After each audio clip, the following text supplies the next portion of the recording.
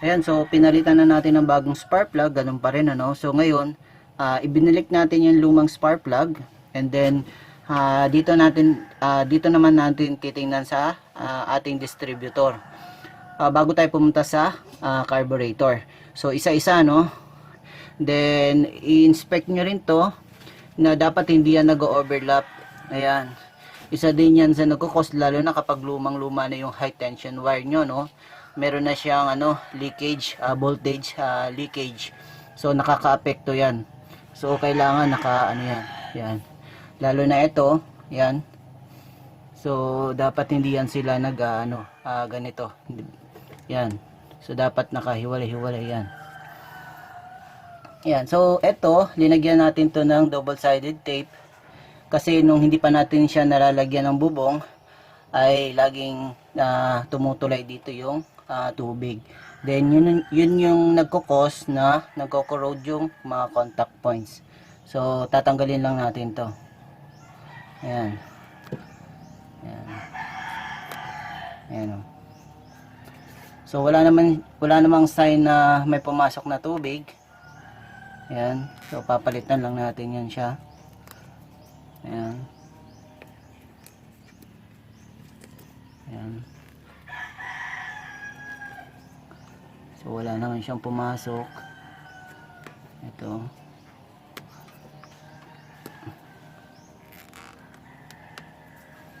Ayan. So wala naman pumasok na dito. So tatanggalin natin to, no? So yan, so natanggal na natin yung kanyang tape dito, no? So optional naman yon. Ayan, so tanggalin lang natin to. Ito yung number 3. Ayan. So dito in between 3, ito yung 1. So ang firing is 1, 3, 2. Ayan. Matigas. So itong number 2, ayan. So okay naman. Ayan. So tatanggalin lang natin to, no?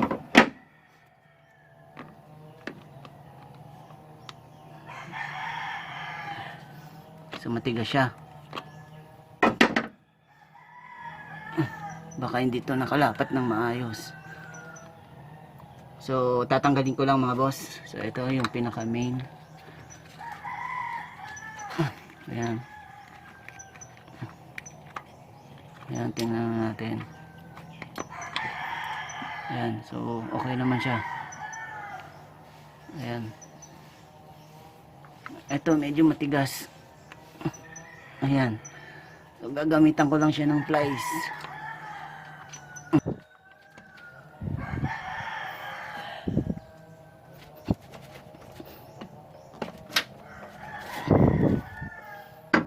So matigas siya, no? So mamaya na natin siya kunin.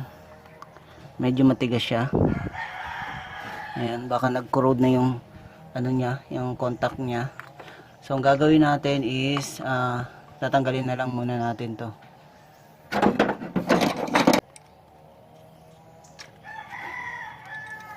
Tanggalin natin to. Tanggal. Ayan.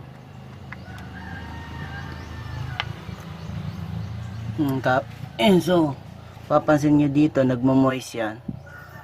Yan, so ito titingnan natin yung mga contacts nya. Ito okay pa to. Ayan. Ayan, kita nyo nagmo-moist. Ayan.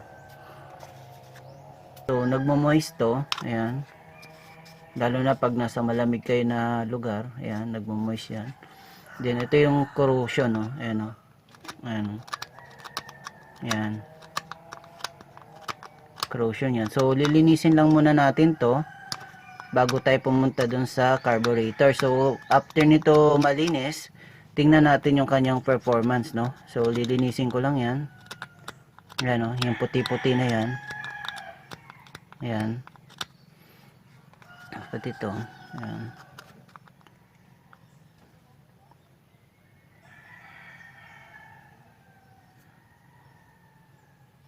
Ayan. Ayan. Ayan. So nililinis lang yan. Ayan. And then tingnan natin to dito. Ito. Ayan o.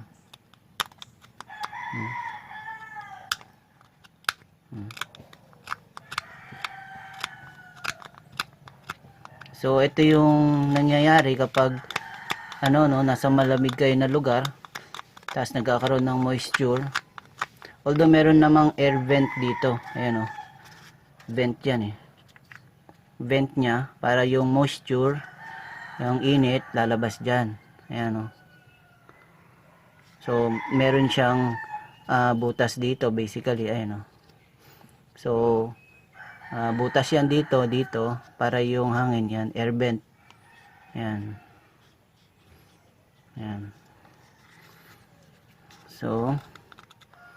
So lilinisin lang natin to, then after natin malinis, paanda rin natin, then tingnan natin yung kanyang performance kung mayroong improvement. Okay, so ito okay pa naman. Ayan. Ito medyo mahirap siyang tanggalin, so baka sumabit siya. So anyway, tanggalin lang natin siya.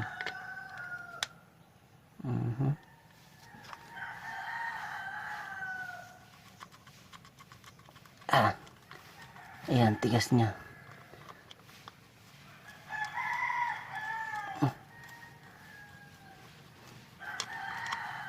Ang tigas niya.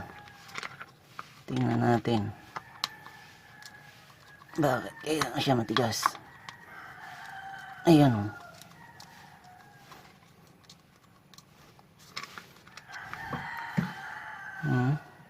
ayan ayan dahilan nagkakaroon ng kalawang. Ayan. So nag-corrode na siya, matigas siya. So isa yan sa nagko-cause na less yung contact. Magkakaroon yan ng resistance, hindi makakadalo yung kuryente.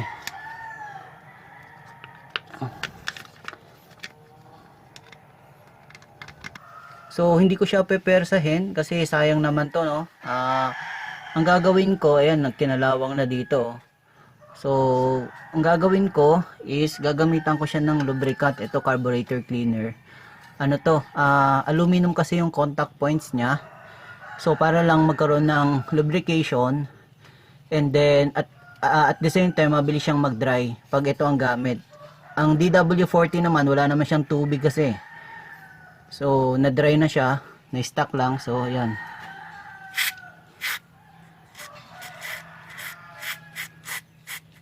Ayan.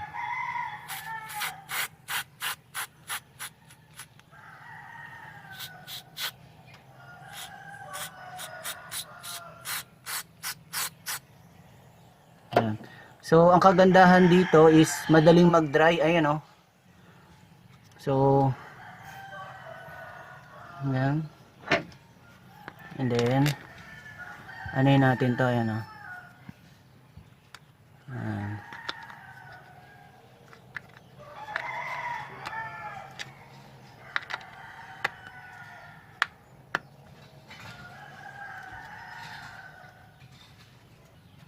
Yan, so binabad lang natin siya ng ilang minuto, Ayan, dumuwag na siya, Ayan. Ayan.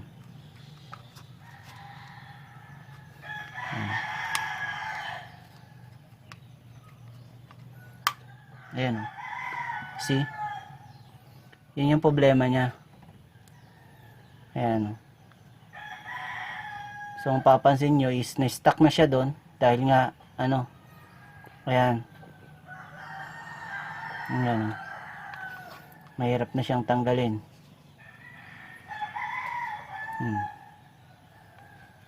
Na-stuck na siya doon. Kinalawang na. So, based sa ating troubleshooting, hindi pa tayo pumupunta doon sa ating carburetor. So, ito pa lang yung nakita nating problema, na obvious na problema. So, ang gagawin natin is papalitan natin to. Since Sunday ngayon, wala tayong mabilhan, is meron tayong, ito nga, yung spare natin, So, gagamitin muna natin to. Okay naman yung mga contact points niya. And then, ito yung kanyang lumang high tension wire. So, yun nga, pag nagpapa-repair kayo is, kung meron kayong, ito, kung halimbawa, ito, huwag nyo itatapon dahil magagamit nyo ito just in case of emergency. So, ayun, so gagamitin natin yung number 1 lang. So, ito yung number 1 niya. So, gagamitin natin ito. Yan. So, ayan. So, since nabuksan na natin to, tingnan na din natin. Baka may problema din sa loob, no? So, tingnan lang din natin. Ayan. So, tandaan lang natin yung kanyang position. Nakaganyan siya. Ayan. Ayan, nakaganyan. Ganyan yung position niya. Ayan. So, tandaan lang natin yung kanyang position. And then, tingnan din natin. Ayan. So, and then, titingnan din natin to. Ayan. So, yan. So, isa din yan sa mga titingnan natin. Yan. So, isa din yan sa mga titingnan natin, no? So, so far, hindi na lang muna natin to gagalawin. Papalitan lang naman natin yung distributor cap kasi yun yung obvious na may problema. Ayan. Babalik lang natin to kasi wala namang problema, no? So, binuksan lang natin just to inspect. Ayan. Tingnan natin kung yan. Then, ito na yung ipinalit natin. Ito yung ating spare. Pero bibili tayo ng bago. Kasi luma to. So, nilinis natin yung mga contact points niya. Ayan. So, ito yung ayan. Yung vent type. So, ganito lang ang position niyan. Tapos, kunin natin to, cover niya para hindi pasukan ng tubig. Yan. So, maluwag siya. Ganun na lang natin. Baliktad. Gaganon na lang natin siya. So, para lang hindi siya mapasukan ng tubig. Yan. And then, screw lang natin to.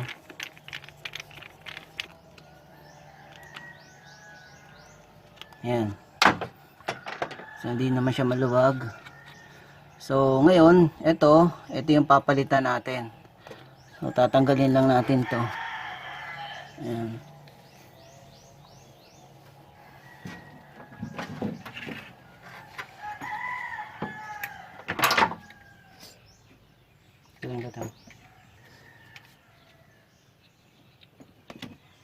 So, ito yung ano natin. Ito yung luma. Ayan. So, okay pa naman yung kanyang ano. Hindi man siya ano. So, pasok lang natin. Ayan. Ayan. Ayan. Then, ito yung ating galing sa ignition coil. Inspect lang natin. Okay naman. So,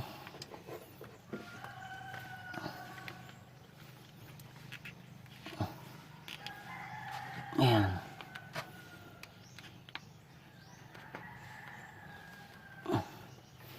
Then, ito yung number 2. Ayan.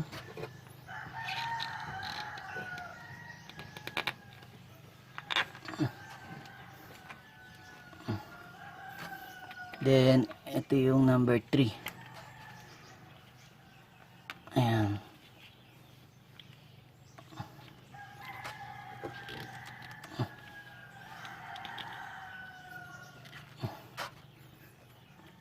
Ayan. So, ito yung gitna. Ito yung air vent, no? So, number 1 cylinder, 2 cylinder, and 3 cylinder. Pero ang ikot nito, pakiton, 132. 132 ang firing. Ayan. Ayan. So, ikakabit lang natin to. Ayan.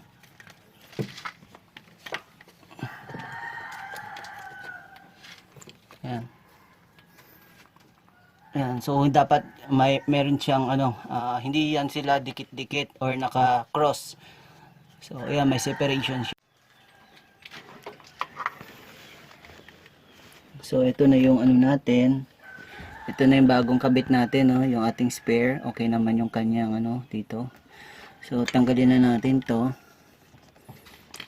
Kasi ito na yung ano. So kabit lang natin to. Yan. Yan. So importante dito naka-cross sa mga to, merong space. Yan. And then yung kinabit natin dito na spark plug ay yung luma pa rin. So tinanggal natin yung ating bago. Ayan, ito yung mga bago natin. Kasi hindi naman ang problema is dun sa spark plug. So ngayon paanda rin natin siya, no? So ayan, naka-secure na siya. And then napalitan na rin natin yung distributor cap. So pa-start natin, no? Ayan. So hindi natin tatapakan yung gas pedal. So hindi natin tatapakan yung gas pedal, i-start ko lang. Okay na to. Huwag na yan, no? Okay. Ayan. Ayan, so ayan. Ayan. So naikabit na natin, no, yung ito, napalitan na natin siya. Tapos start na natin yung ating makina. So hindi ko aapakan yung ano, yung gas pedal. Ito yung pinalitan natin, no. So start ko lang. Ayan.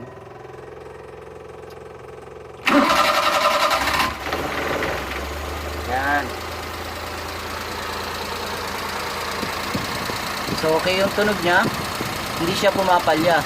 Yan talaga yung tunog niya. Tingnan natin dito sa kanyang ano.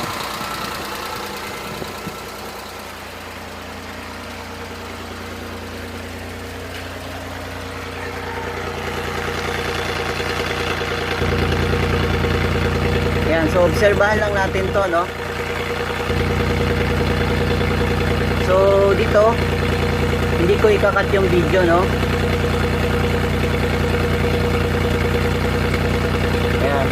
So halos walang ano, hindi siya pumapalya. Ayan.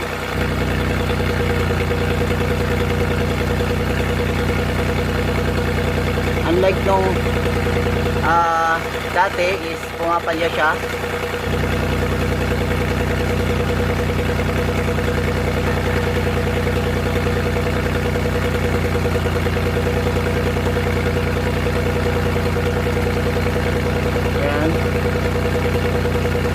Obserbahan lang natin siya, no?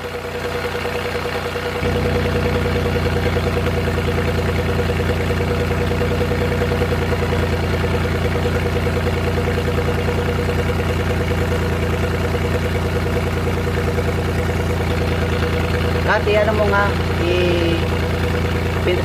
i-gas mo.